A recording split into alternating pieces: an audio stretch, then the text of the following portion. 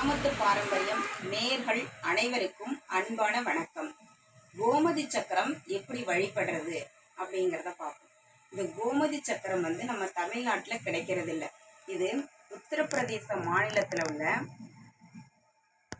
கோமதி நதியில் மட்டும்தான் அது கிடைக்குது. அந்த கோமதி நதியில் அதிகமாக கிடைக்குது. அது கோமதி நதியில் கிடைக்கிறதுனால அது கோமதி சக்கரம் அப்படின்னு நம்ம சொல்கிறோம். அப்புறம் அந்த அயோத்தியில் உள்ள மதுராவில் உள்ள சரையூ அப்படிங்கிற நதியில் அது ஏதோ கொஞ்சம் கிடைக்கும்.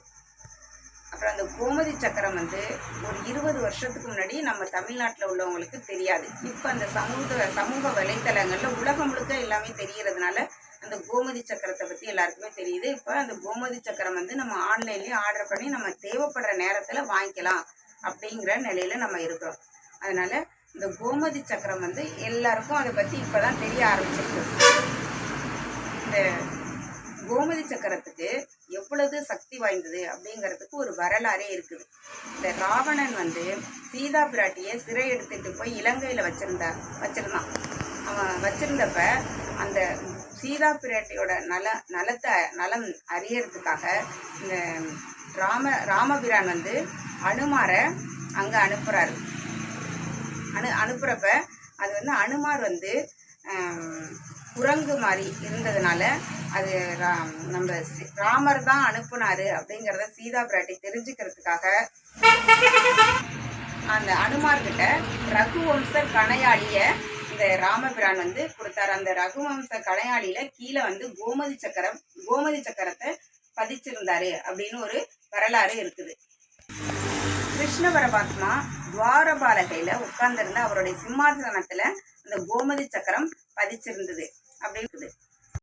தேவர்கள் முனிவர்கள் இவங்கெல்லாம் பெருமாள் கிட்ட போய் ஒரு தவம் புரியறதுக்கு எங்களுக்கு ஒரு நல்ல இடம் வேணும் அப்படின்னு கேட்டப்ப அந்த பெருமாள் என்ன பண்ணாரு, ஒரு சக்கரத்தாழ்வாரை அனுப்புனார். அந்த சக்கரத்தாழ்வார் அந்த சக்கரத்தாழ்வார் உருண்டோடுறப்ப அந்த கோமதி நதி வழியா உருண்டோடினப்ப அந்த சக்கரம் வேகமா உருண்டோடும் இல்லையா, அதுல போனப்ப அந்த கோமதி நதியில உள்ள நீர் அந்த சக்கரத்து மேல பட்டு தெரிச்சது எல்லாமே கோமதி சக்கரமா உருவானுச்சு அப்படின்னு சொல்லுவாங்க. அந்த கோமதி சக்கரத்தை எப்படி வழிபடுறது அப்படின்னு பார்த்துருவோமா. அந்த கோமதி சக்கரத்தை வழிபடுறவங்க அந்த 7 திவ்ய தேசத்துக்கும் போயிட்டு வந்த அளவுக்கு ஒரு பலன் கிடைக்கும் அப்படின்னு சொல்லுவாங்க.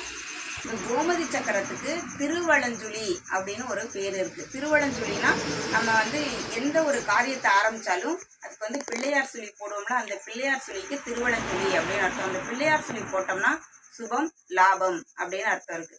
அது நம்ம என்ன பொருள் அப்படின்னு தெரியாம ஆனா நம்ம போட்டுக்கிட்டு இருக்கோம்.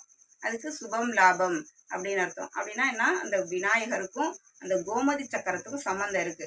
அந்த விநாயகருக்கு பாதத்துல நம்ம அந்த கோமதி சக்கரத்தை வச்சு வணங்கினோம்னா ரொம்ப ஒரு தெய்வீக சக்தி அதிகமா இருக்கும் அப்படின்னு சொல்லுவாங்க. அதுக்கு கோமதி சக்கரத்தை எப்படி வழிபடுறது அப்படின்னு பார்த்துடலாமா. ஒரு பித்தளை தாம்பாலம், அதுல இது பாருங்க, மஞ்சள் குங்குமம் வச்சுக்கணும். அதுக்கப்புறம் ஒரு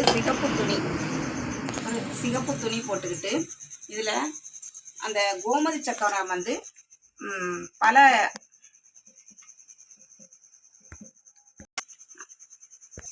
இந்த கோமதி சக்கரம் நிறைய மாதிரி பெரிய இது ராஜ கோமதி சக்கரம் இது மாதிரியும் இருக்கு, சின்னதாகவும் இருக்கு. இதாக இருக்கு பாருங்க, சின்ன சைஸ்லையும் இருக்கு. அது மாதிரி பல விதத்துலையும் இருக்கு கோமதி சக்கரம். இந்த கோமதி சக்கரத்தை இந்த பார்த்தீங்களா சுழி இருக்குல்ல, இதனால தான் இது ஒரு வித்தியாசமான சுழியாக இருக்கிறதுனால இதுதான் அதனால இது தெய்வீக சக்தி வாய்ந்தது அப்படின்னு சொல்கிறாங்க. இந்த சுழியை மறைக்காம இந்த மாதிரி மஞ்சள் குங்குமம் வைக்கணும். பார்த்தீங்களா, சுழி தெரியணும், சுழியை மறைக்காம மஞ்சள் குங்குமம் வைக்கணும்.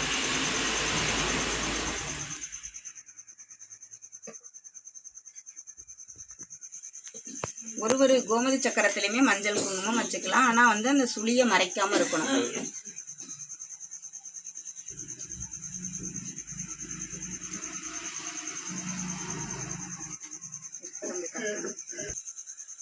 அந்த சோழி வந்து இந்த கோமதி சக்கரத்துக்கு சமமானது. அதனால் கோமதி சக்கரத்தையும் சோழியையும் ஒன்றாவே வச்சு வழிபடலாம். இது மாதிரி எல்லாமே வச்சுட்டு இந்த இதில் வந்து பூ வச்சுக்கலாம். இப்போ வந்து நான் வந்து அதுக்கு பதிலாக துளசி வைக்கிறேன். துளசி வச்சு அப்படியே சாமி இது அப்படியே நம்மளோட பூஜை அறையில் வச்சு நம்ம இது வழிபடலாம். இதுக்கு வந்து துளசிக்கு பதிலாக பூ வேணாலும் வச்சுக்கலாம். ஆனால் நான் துளசியை வைக்கிறேன். இந்த முறையில் தான் நம்ம வந்து இந்த கோமதி சக்கரத்தையும் அந்த சோழியையும் வழிபடணும். இந்த வீடியோ பிடிச்சிருந்தா லைக் பண்ணுங்கள், ஷேர் பண்ணுங்கள், கமெண்ட் பண்ணுங்கள்.